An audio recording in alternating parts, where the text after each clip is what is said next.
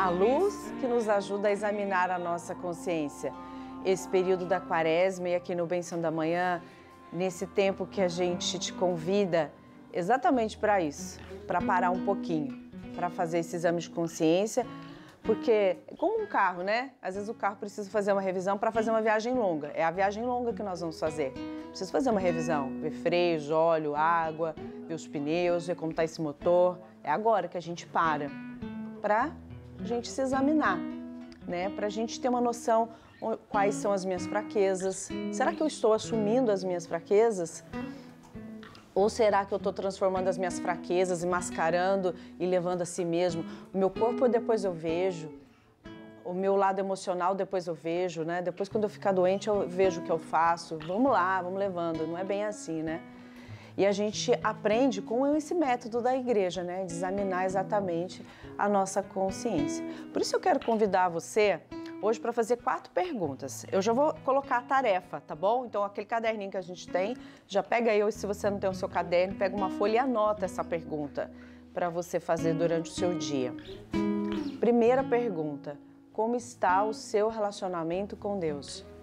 Como está a sua experiência, o seu dia, né? Você vai vivendo o seu dia sem ter relação, sem ter comunicação com Deus? E aí você só para uma hora, reza o seu texto, faz a sua oração, que às vezes já está mecânica, ali está numa produção do dia a dia, que às vezes acontece isso, né, irmão? A gente é só a oração ali e depois volta e volta para o mesmo homem que você é, sem se corrigir. Não faz a oração com relação, né, sem intimidade. Como está seu relacionamento com Deus nesse sentido de poder presenciar as manifestações dele, saber que tudo é Deus, gente, né? As pessoas, o ar que a gente respira, a nossa própria vida, o nosso corpo, toda a nossa existência. É isso aí, viu? E olha, tem mais. A outra pergunta que eu quero te fazer: como está o seu relacionamento com você mesma, com você mesmo, né? Como você está se relacionando com você? Tem gente que foge tanto de si, né? Que coloca tudo no lugar, tudo é o outro, né? Não se dá tempo, não se olha, não se percebe, não se sente. Seja gentil com você, use de gentileza com você, para um pouquinho, sente um pouquinho a sua vida, olha para você, olha como o tempo já está passando para você, né? As nossas marcas de expressão, a nossa vida, o nosso corpo, a gente não é mais o mesmo como antigamente, quando criança. Nós temos um outro corpo para poder levar, para continuar cuidando. Você está se cuidando? O que você come, o que você bebe, o que você consome, o que você assiste, o que você lê, a quantidade de tudo isso, a qualidade de tudo isso faz diferença. Nós somos vivos, gente. Nós somos organicamente, tudo que a gente consome, seja mentalmente, intelectualmente, seja fisiologicamente, faz sentido na nossa vida e faz mudanças. Nós somos responsáveis por tudo que nós consumimos. E com os seus semelhantes, como está o seu relacionamento com os outros, né? Existe um equilíbrio, sabe? Tem gente que acha que dar conta de todos em sua volta, 100%, fazer tudo perfeito, isso sim. Mas e você em primeiro lugar, para você dar conta de todos? Se eu não cuido de mim, como eu vou cuidar do outro? Olha que interessante essas perguntas. Se eu consigo dar conta dos outros, cuidar, sei escutar, perceber, sentir, saber silenciar para que o outro possa falar, para que o outro possa existir. Será você como esposo está conseguindo dar conta de toda a sua casa, da sua esposa, do seu trabalho? São tantas coisas, né? Mas, gente, não é o todo, mas são os pequenos detalhes que vão fazer a diferença. O outro necessitado, o outro, como ontem a gente falou, talvez visitar um asilo, olhar para aquele mais necessitado, olhar para a vida do próximo, que a gente só consegue depois que a gente olha para a nossa. E tem algo que é tão especial, que é aquilo que a gente sempre convida aqui no Bênção, né? Como está o seu relacionamento com a natureza?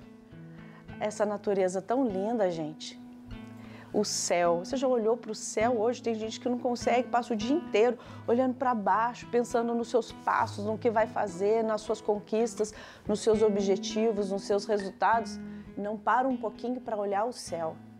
Eu vou pedir para o meu diretor Mike, se o pessoal puder mostrar um pouquinho o céu do santuário nesse momento, e aproveitar que o Carlos está aqui com essa trilha tão bonita, olha para o céu um pouquinho, sabe? Percebe as estações da natureza. Tem gente que não sabe nem a estação que está vivendo.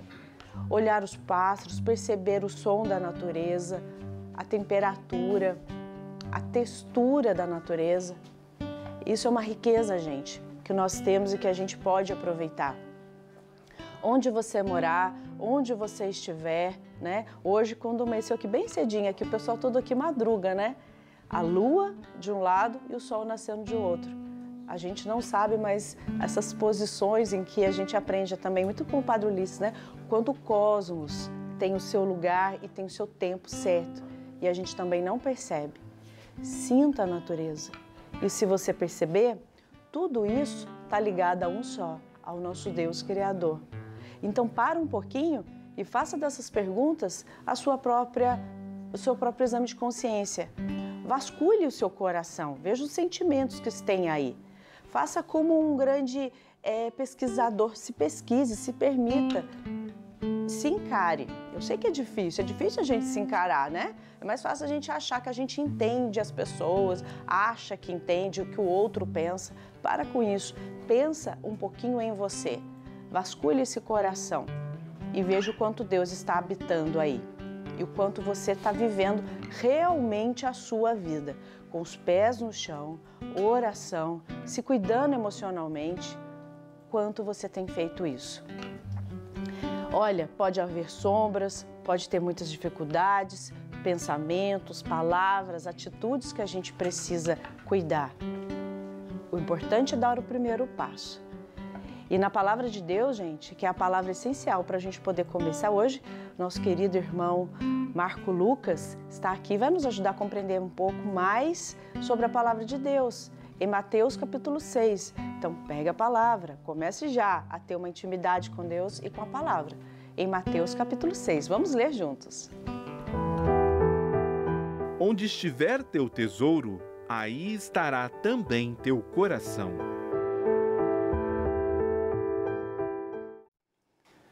Querido irmão, nós ouvimos essa palavra tão bonita tirada do evangelista Mateus e que nos convida, nesse tempo que estamos vivendo na liturgia da Igreja, a Quaresma, a refletir a importância de darmos prioridade às coisas essenciais à nossa vida.